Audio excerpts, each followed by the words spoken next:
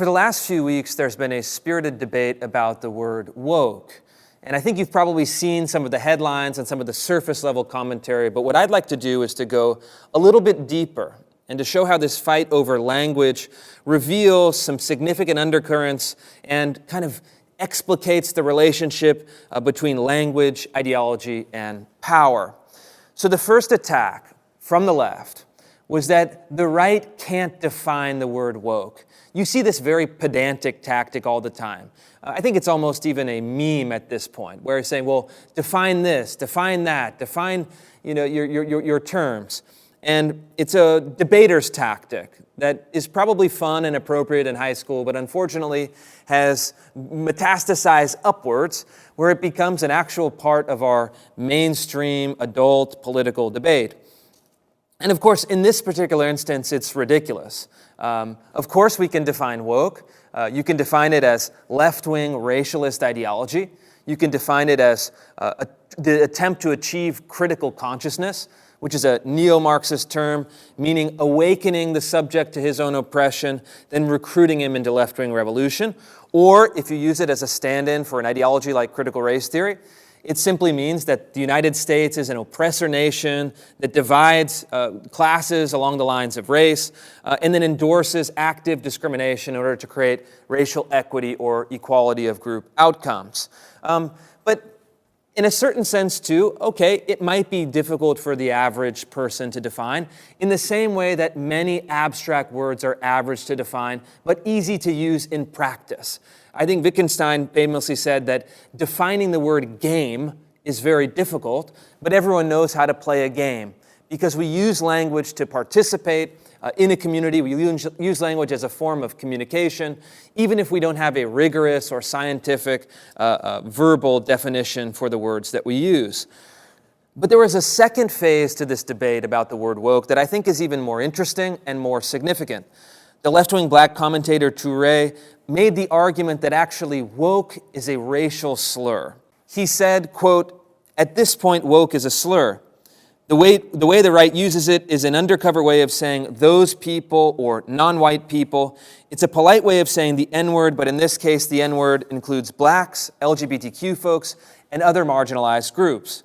So he's saying that woke, in a sense, is a dog whistle for people who can no longer say the N-word out loud. They use this as a substitute word. But then a little bit later, he also says simultaneously, quote, "Woke is essentially saying be respectful to people who aren't like you. Don't be transphobic, don't be ableist, don't be racist in your deeds or your language. Make space for marginalized people. Be aware of the needs of others even if you don't understand their journey." So this is maybe the very soft, euphemistic, left-wing version of woke. Well, we may want to abolish the police, but really not much. Woke means kindness, that kind of idea. And so we're holding these two things in our heads simultaneously. Touré and a number of other people would like us to believe that woke is a racial slur, while at the same time, woke simply means kindness. What does this all mean? How can we interpret this? How can we look at this double meaning in a way that makes sense? First, we should say that this is ridiculous on its face. Woke does not mean the N-word, and the N-word does not apply to LGBTQ people, no matter how convenient that might be for left-wing ideologues. But beyond the kind of ridiculous surface nature of this, which was widely mocked and I think little accepted, there's a deeper game that's happening. There's a deeper maneuver with language that I think is important to unpack. So you can look at this, I think, in very basic semiotic analysis. It's a three-part analysis. First, you have the signifier, the actual word, woke. That's quite simple. That's what we're talking about. Second, well, what is it referring to? What is the signified? And in this case, you have a double signifier or a dual signifier. It's either the universal evil, the N-word, or it's a universal good, kindness, love, and justice. And in total, the sign and the signifier, as they come to a meaning and as the meaning is used in our society, you find that sign, that total meaning is always shifting. It's always contingent. It always depends on who is saying the word, who is listening to the word. It depends on the political context. This is, of course, common in language. But I think ultimately what it really depends on, and really the left's ideology as a whole depends on, is the whom. If a kind of left-wing activist says woke, it means kindness, love, and justice. If a left-wing activist says woke among his own compatriots or comrades, I think it can also mean awakening to critical consciousness, abolishing the police, enacting left-wing revolution, going out into the streets and protesting, such as happened in the 2020 George Floyd riots. But then the defensive maneuver, as the right has taken the word, as the right has popularized the word, as the right has used the word as a signifier for left-wing racialist ideology, which is deeply unpopular with Americans of all racial backgrounds, it's taken on this other meaning. It's taken on a tone of mockery. It's taken on a tone of critique. And it's identified the ideology with a single, simple, memorable word that for most people now means outrageous, kind of racialist discrimination, resegregating institutions on the basis of critical race ideology, and embedding diversity, equity, and inclusion style programs with the goal of redistribution, with the goal of overturning basic American freedoms and basic American principle of equality. And so this is where the kind of transposition or the transformation or the substitution comes in. Well, they're saying, well, actually, no, woke is a racial slur. Woke is used in lieu of the N-word, which can't be used in polite company. And so what are they trying to do here? Well, as we've seen often with many words that start on the left and then get degraded as they become popular and people understand actually what they mean, they're trying to play it both ways. And what they're really trying to do is prohibit any signifier for left-wing racialism. So what that means is that they're saying, we have an ideology. I mean, you can read it, you can look at it in interviews, you can talk to BLM supporters. There's really no secret that the left is driven by a very concrete racialist ideology, but you can't call it woke. That's really what they're trying to do. They're trying to poison the idea with an association with a horrible slur, the N-word, which again shouldn't be used in public by anyone. But they're saying these are equivalent words. These are substitute words. And therefore, we are taking the word woke off the table. We're creating a taboo. And so this is not just the word woke, of course. You can't say race Marxism, which is a kind of conspiracy theory or red baiting or something that shouldn't be used in public debate. We can't call it critical race theory, of course, because as we started to use that term accurately, they said, well, critical race theory doesn't exist. It's not in schools. It's an obscure legal formula that only exists in, 2 textbooks at Harvard Law School. So you can't use that as a signifier for their ideology. And so, what are we left with? Well, whatever we come up with that is accurate, and in the case of woke and critical race theory, actually their own term, you're left with nothing. You're left with an ideology without a name. You're left with a philosophy without a signifier. And to the point where even a left-wing commentator like Freddie DeBoer, a writer, he wrote an article a couple months back or maybe a year back dealing with this problem. Well, what do we call this kind of BLM-style ideology? And the title of the article was very simple. It was, "Please just effing tell me what term I'm allowed to use for the sweeping social and political changes you demand." A frustration, a sense of, okay, everyone knows something is happening. We see the phenomenon. We see the signified. We want to have a shared meaning. We want to have a shared sign that we can start to grapple with. But you're refusing to allow us to call it anything. And so they're extending this pattern because, it works. When you extend social taboos, when you deploy an atomic bomb of racial epithets like the N-word and you try to associate it with other words, they think that can be very powerful. And so after this initial idea from Touré, you see the Washington Post. And they're printing an article that is now extending this. They're trying to conquer different words that should no longer be used. And they write, quote, in the Washington Post, quote, "Woke is now a dog whistle for black. What's next?" And then they say explicitly let's actually take all these other words and let's call them a dog whistle for black and really explicitly say this in the article, a dog whistle for the N-word. What does this include? Terms like urban, inner city, at risk, underserved, low income, Chicago, socialists, critical race theory, and anti-American.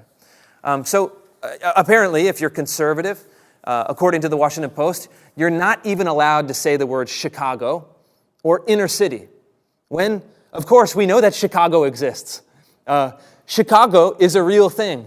It's a word, Chicago, that is a city in the Midwest. It's incorporated. They have their own seal. They have their own government. I mean, no one can deny that Chicago exists. But they're saying that, no. If a conservative says Chicago, the conservative is really using Chicago as a substitute for the N-word. I mean, completely insane, but perhaps effective, because the left is very effective at creating delineations and taboo words and accepted words and euphemistic words. What's really happening, I think, is that, though, this is a form of linguistic nominalism. They're denying the existence of abstract categories like woke, but it also goes further. They're arguing, in a sense, of almost magical creation of language, magical powers or magical properties of language. They're saying, if you name something, it becomes a reality. And conversely, if you prevent the act of naming something, the underlying concept doesn't exist at all. And they would love a world in which they can operate ideologically, using their own terms within their own community, and then make all of those terms disappear as soon as it exits their own group, as soon as it might be used as a form of criticism. And so by arguing that woke is a dog whistle for the N-word, they're creating a technique that can be applied to any critique of their ideology at all. They can almost vacuum in any potential language or signifiers that could be used to construct a critique, even their own words, even their own direct phrases, even if you quote them verbatim, to say, actually, we're going to pass this through this great mechanism to create, in a sense, what would be a universal N-word. That can turn any descriptor into a taboo. And so that's the linguistic machine that they're trying to build. And let's be clear once again. The N-word has an ugly history. It should be a taboo. I think we use it as a euphemism by saying, N-word. I think that's a fair way to describe it.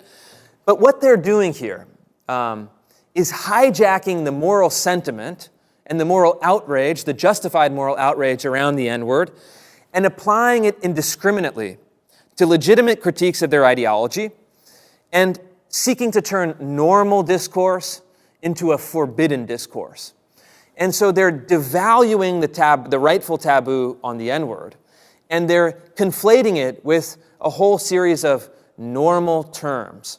And so what they're doing is they're really, I think, actually reducing the taboo. They're destroying the well-earned moral agreement. Virtually nobody in the United States, thinks that using the full form of the N-word is okay. This is good. This is a form of progress. I think that we all agree on this. But what they're doing is they're degrading it, much in the same way that they degraded words like racist, white supremacist, and fascist. They tried to do stuff like, well, we're going to take white supremacist because that is a term of horror, that is a term that would make most people recoil. We're going to apply it not only to people indiscriminately, but apply it to a whole series of words that are thought of as dog whistles for white supremacy. It got so crazy, you have like coffee, milk, square dancing, logic, individualism, rationality, showing up on time, worship of the written word. All of these categories, all of these descriptors, all of these abstract nouns were considered to be aspects of white supremacy by left-wing ideologues. And they burned down that term. Now when you hear someone say, this is racist, this is white supremacist, this is fascist, most normal people roll their eyes because they say, oh, really? Is math white supremacy? Is 2 + 2 = 4 a form of white racial superiority? This is ridiculous. They're degrading these terms. And I think what really this movement towards creating a category of a universal N-word is the end of the line. This is really, I think, the most taboo word in the English language, certainly in the American context. And they've used up the power surrounding the other words, racist, white supremacist, fascist, And this is really the final word. They're trying to universalize the final word in our vocabulary. And I think, though, if they try to do this, this is kind of a suggestion at this point from Touré, the Washington Post, a couple other people on the fringes, but if they try to make this into a mass line of rhetoric, they're going to do the same thing. They're going to make people roll their eyes with this kind of absurd dog whistle line of attack. And the final point that is really important, because you're asking, well, what are they actually trying to do with the kind of dog whistle maneuver, with white supremacy, with kind of the universalization of the N-word? The ultimate goal is speech suppression. And so if you look at the critical race theorists, who I think are probably the most sophisticated at cobbling together the abstract ideology behind what we might think of as the BLM movement, you look at a book called Words That Wound, and they make directly the case, explicitly the case, for curtailing the power of the First Amendment and making harmful speech illegal, punishable by law. In some cases, they want to make harmful speech a criminal offense. You could get, arrested and taken to jail for offensive speech. If you read another book by the critical race theorists, The Key Writings That Formed the Movement, it's a big red book, a subtle nod. They kind of one-upped Chairman Mao, who had a little red book. And if you look at this book, they ask the question, well, what should be the standard of something that is offensive or harmful, whatever speech? And they say very clearly, it's if a person of color, or in this case, the story that they tell, the kind of illustration, if a black woman is offended, then the speech is, by definition, offensive.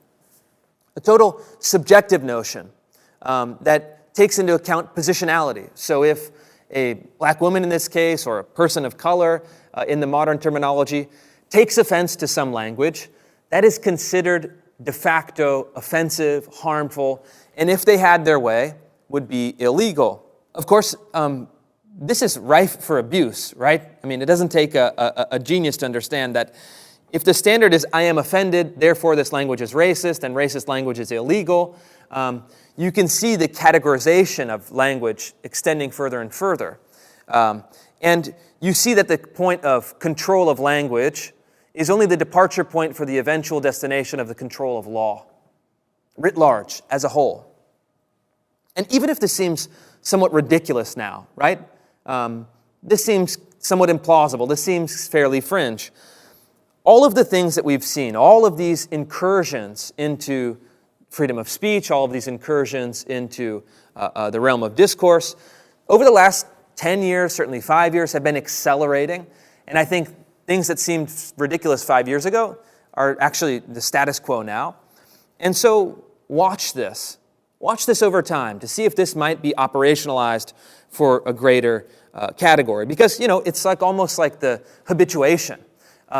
You shoot heroin, and, the first time it has a huge effect. The second time, a smaller effect. Third time, much smaller effect. And then you have to take bigger and bigger dosages. You see the same thing with this kind of abuse and misuse of language on behalf of the left. Their rhetoric has to get ramped up to extreme levels just to have that same rush, that same hit, as it might have had at a smaller scale in the past. The other point is that by trying to forbid even naming their ideology, I think this is a tacit or implicit admission of weakness. They don't want to defend their ideology on its merits. They don't want to defend their political movement out in the open. They want to hide it. They want to shame people. They want to shut down open discourse. Because I think they know their ideology is fundamentally weak, would have little public support if it was subjective to rational debate. And I think that they know that they can't answer some of the fundamental questions. Well, what would you do? What are your policies? How are you going to measure that? All of those more specific political questions, once they turn into policy, beyond the kind of slogans of negation, they don't have good answers, and so it's very easy for them to say, well, that's racist, abolish the police, ... question mark, who knows what happens next. And for conservatives, for classical liberals, for even kind of left-wingers who hate the racialist ideology of, let's say, the last 5 years that has come to dominance, we have to oppose this without reservation. I even considered, as I was planning this video essay, should I even tackle this? Should I be talking about the universalization of the N-word? For someone even who is in conservative politics, who is dealing with these issues, even for me, it provokes a sense of hesitation, a sense of fear about talking about this, a sense of delicacy, I think rightfully so, in addressing this language. But then after thinking about it, I thought that no, we have to attack this head on. We have to be fearless. We can't submit to ridiculous incursions on language, even when they're trying to use highly charged words that are really dangerous to even discuss in public. We have to know that we are on the moral high ground, we are on the political high ground, and we are on the linguistic high ground. We have to tell people such as Touré or people like Damon Young at the Washington Post who wrote that ridiculous piece that we're not afraid to have this debate. We're not going to let you degrade the meaning of these words, and we're not going to let you turn them into cheap political weapons to advance your ideology that has nothing to offer for anyone of any racial background. And in fact, we have the moral high ground, we have the linguistic high ground, we have the political high ground. And we're going to directly address these issues. We're going to talk about them and make a reasonable argument about them. We're going to let the public know that you can't be scared of these kind of outrageous and really disgraceful abuses and misuses of language on behalf of left-wing ideology. We know what woke means. We know the ideology that it represents. And we're going to fight it with everything that we have, not just politically, but also linguistically.